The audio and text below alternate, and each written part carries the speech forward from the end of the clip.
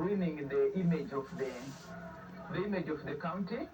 And it was very bad. It was really like everybody was accusing me of ruining the image of the county. I had so many enemies. This work has given me very many enemies. Another challenge is that in Busia we have normalized rape. We have normalized defilement. And even some parents are using it like an income generating project. Like when you defile their child, it's a way of them getting money. You know, you either pay me or I take you to RIP or I take you to the police, you know. So they have normalized it, and Busia is even one of the counties with the high teenage pregnancies. And most of those pregnancies are actually as a result of defilement. To completely eradicate this vice, leaders must be held accountable when such cases arise. Equality Now works with partners across the region to hold authorities accountable, encourage them to protect and promote the rights of women and girls. Here in Busia, we collaborate with a local organization called RIP, and we work mainly on three things. We work to support survivors of sexual violence to have their cases well heard or properly heard through the justice system and ensure that they get justice.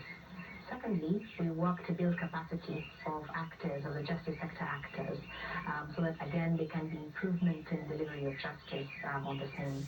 And thirdly, we build networks or movements locally of state and non-state so they continually engage and ensure we deliver justice for women and girls in the region.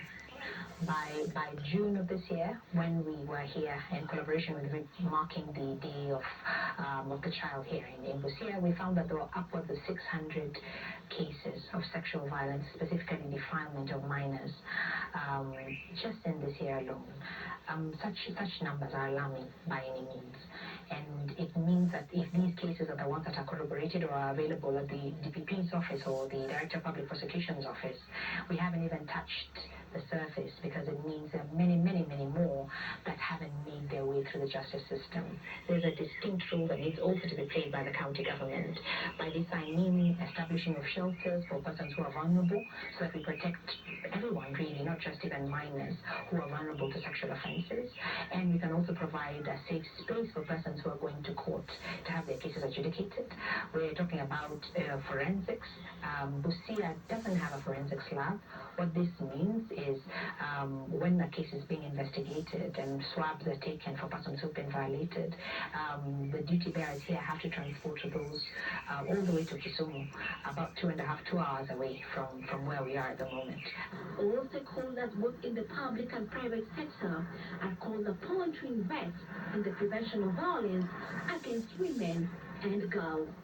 Gone are the days where survivors of sexual violence could report their violations to the authorities.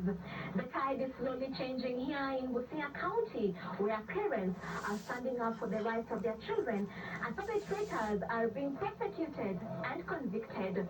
Ruth Munyi, NTV here in Busia County.